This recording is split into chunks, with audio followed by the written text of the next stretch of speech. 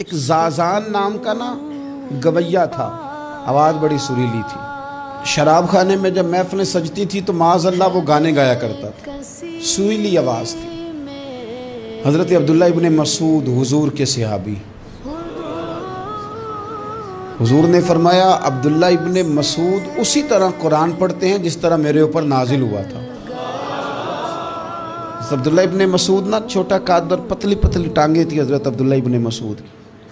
ایک دن درخت پہ چڑھے ہوئے تھے تو کچھ لوگوں نے نا، بچے کرتے ہیں نا مذاق، معاذ اللہ کچھ نے کہا کتنی پتلی ٹانگیں۔ اللہ کے محبوب علیہ السلام نے فرمایا قیامت کے دن عبداللہ ابن مسعود کی ٹانگوں کا وزن احد پہاڑ سے بھی زیادہ ہوگا۔ زبردست صحابی ہیں، اور حضور نے فرمایا میں نے جس کو گورنر بنایا، کسی جگہ امیر بنایا، مشورہ کر کے بنایا، اگر میں کسی کو بغیر مشورے کے امیر بناتا تو عبداللہ ابن مسعود کو بناتا۔ حضرت عبداللہ ابن مسعود گزر رہے تھے تو وہ جو زازان نام کا گویا تھا وہ گانے گا رہا تھا۔ ہماری جو تقریریں ہیں نا جی، میری طرح کے لوگ، وہ چونکہ جمعہ پڑھانا ہے، 45 منٹ پاس کرنے ہیں، تو نہ وہ ذوق سے تیاری، نہ وہ درد قوم کی اصلاح۔ ایک میرے حصہ فرمایا کرتے تھے تمہارا بچہ بگڑ جائے تو کتنے پاپڑ بیلتے ہو صحیح ہو جائے؟ یکدم خدا نہ خواستہ خاکم بدہن کروڑ دفعہ اللہ معاف کرے کسی باپ کو رات کو خبر مل جائے کہ تیرا بیٹا نشہ کرتا ہے، سوئے گا رات کو؟ روئے گا کہ نہیں مصلی بچھا کے؟ لیکن یہ صرف اپنے بیٹے کے بارے میں ہے۔ کاش قوم کے ہر بیٹے کے بارے میں ہمارا یہی ذہن بن جائے کہ یار یہ کیوں بگڑ گیا ہے، اور اس درد سے جب ہم اصلاح کریں گے، تقریر کریں گے، پھر آپ محسوس کریں گے کہ اللہ اس میں اثر بھی پیدا کرے اور اس میں تاثیر آتی۔ حضرت عبداللہ ابن مسعود گزرے تو اب درد تھا نا دل کے اندر، اور اگر کسی نے توبہ کرنی ہے تو ایک جملے سے بھی کر لینی۔ آپ گزرے، سریلی آواز کانوں میں آئی، کھڑے ہو کے کہنے لگے کون ہے؟ کہ جناب زازان نام کا گویا ہے۔ مصطفیٰ کریم کے شانوں والے غلام کی زبان سے لفظ نکلے، کتنی سونی آواز ہے، کاش یہ قرآن پاک کی تلاوت کرتا۔ اللہ اکبر، کاش کوئی ایسا ہو تو صحیح جو ہمیں کہے کہ کاش یار تو قرآن پڑھتا، کتنی سونی آواز ہے، کاش تو نعت پڑھتا۔ کوئی کہے تو صحیح، کوئی کہتا ہی نہیں، کوئی کہتا ہی نہیں کتنا سونا چہرہ ہے، کاش اس پہ داڑھی ہوتی۔ کوئی کہتا ہی نہیں میری ملت کے جوانوں۔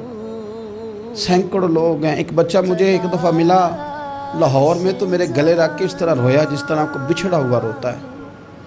انہیں لگا پیر صاحب مر جان لگے ہیں، کوئی ساڑھی اصلاح ہی نہیں کرتا، کھوب گئے گناہ میں، کوئی باں ہی نہیں پھڑتا، کوئی ملے تو صحیح جو ہمارے دکھوں کا مداوع کرے۔ کوئی نہیں، اپنی اپنی نفسہ نفسی، کوئی بات بتانے والا ہی نہیں۔ میں اکثر دوستوں سے کہتا ہوں کہ بڑے شوق سے سن رہا تھا زمانہ تو ہم ہی سو گئے، داستان کہتے کہتے لوگوں کا دل کرتا ہے ان کی اصلاح ہو جائے، پر کوئی درد والا ہو، کوئی ایسی بات ہو تو تب ہے نا جی۔ ہائے ہائے، حضرت عبداللہ ابن مسعود کہنے لگے کاش یہ قرآن پاک پڑھتا، یہ کہہ کے چلے گئے۔ باہر وہ نکلا نا، جب سارے لوگ باہر نکلے اس معاذ اللہ بری مجلس سے، تو چیم گوئیاں ہو رہی تھی کہ آج تو یہاں حضرت عبداللہ ابن مسعود بھی آئے تھے۔